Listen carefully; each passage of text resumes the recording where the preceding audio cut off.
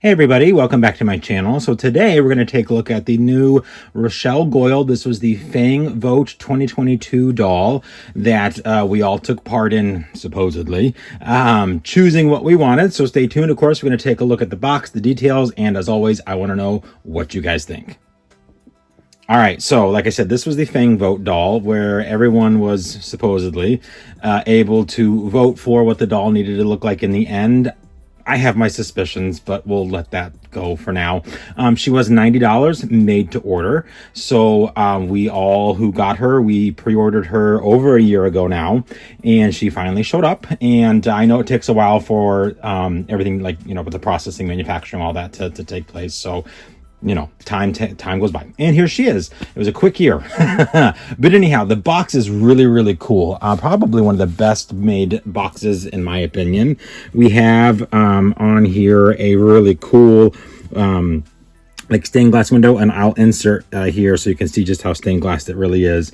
Window here on the front, of course it says Monster High, and then Rochelle Goyle, the Mattel logo. On the side we have some very gothic looking windows, like from an old cathedral or something like that, with the skelet, with the gargoyle ears, of course. On the back of the box here we do have the promo photo for Rochelle. We'll get to that in a minute. If you do want to pause and read it here as I scroll, you certainly can. But here is just a little bit about, you know, the actual doll herself. And then, of course, the background shows Paris in a swamp because it sounds like City of Frights. Absolutely love it. And then, of course, the same on the other.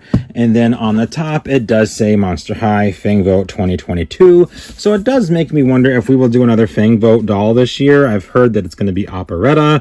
But then I've also heard Operetta is going to be the Gulux doll this year. So you never know, but we shall see. But anyhow, now what you do is this box lifts off. And I'm going to do it off camera because it is really tough. They stick really hard to the inner box here. When you open her up, you are greeted with this Monster High Fang Vote poster and her certificate of authenticity. So if you do want to pause and read it here, you certainly can. And then the poster on the opposite side looks just like the front of the box. So that is pretty cool there, I do think. What I'm going to do now is I'm going to show you Rochelle really quickly in the box, and then I am going to take her out, and I'll tell you why here in a moment, but I do want to show you Rochelle in the box real quick. So you can see kind of like another gothic scene there. There's a dried up desert beach almost, it looks like, with a little Paris cafe, and then the Eiffel Tower or something like that in the background. It was made to look like it. We have her pet there in the background, so he did make an appearance even though he's not actually with her. He is there in spirit, I guess, if you will. And then, of course, we have Rochelle herself. So here is the doll, her close-up, her beautiful crown, like I said, just real quick, her dress, and I'll show you her shoes as soon as I get her out. Okay, now I remember why I don't debox these dolls. That was a pain in the you-know-what, like an absolute flat out pain. And I think there's still some rubber bands in here that I need to get out. Yep, there is. Oh gosh, that was, anyways. So Rochelle is out now. And yes, I'm going to address the elephant in the room. Her face looks nothing like the prototype that we were shown. Nothing. I don't know whether to, I don't know. I literally don't know. So, that being said, we're going to go ahead and dive right in. So she does come with that god-awful stand that I really wish they would stop doing. But apparently they don't listen to collectors anymore, so whatever. It's a metallic pink skelet base with the you-know-what gripper stand there. Don't like it. Anyhow, so moving on to Rochelle. So she does have her classic pink and teal hair. And of course, you know, that does look really nice. I am going to do a separate YouTube short of fixing it because, oh my gosh, when I tell you that I had so much hair come out, I'm trying to see where it went.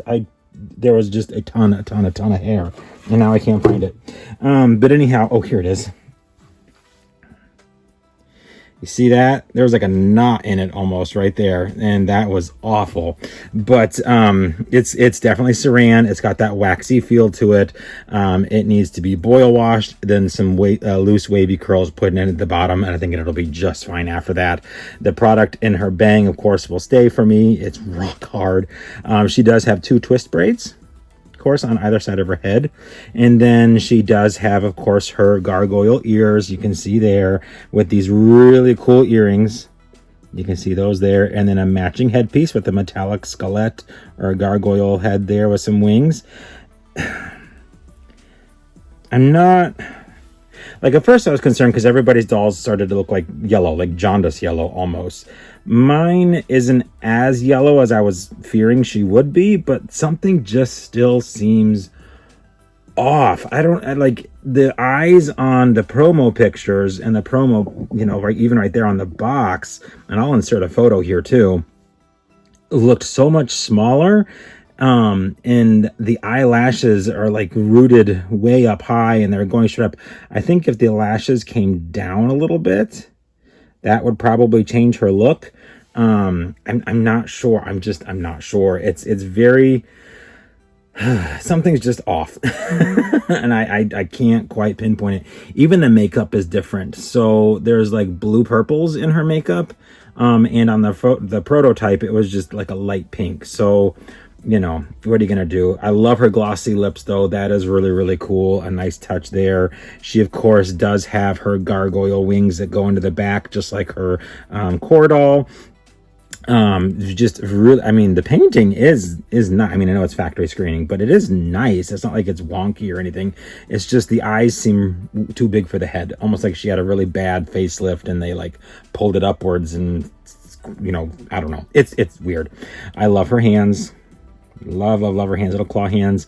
Coming to her dress, she has on a beautiful Victorian Gothic style dress here.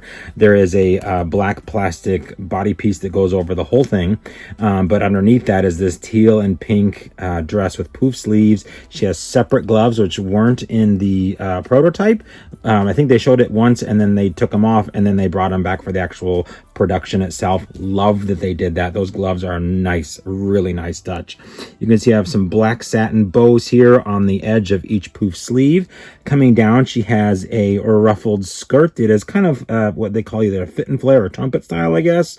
Dress that's teal, pink, and black, and the black part is that really cool like lace looking stuff going through each line. And then the stripes, I'm not big on the stripes. I'm not sure where the stripes came into play.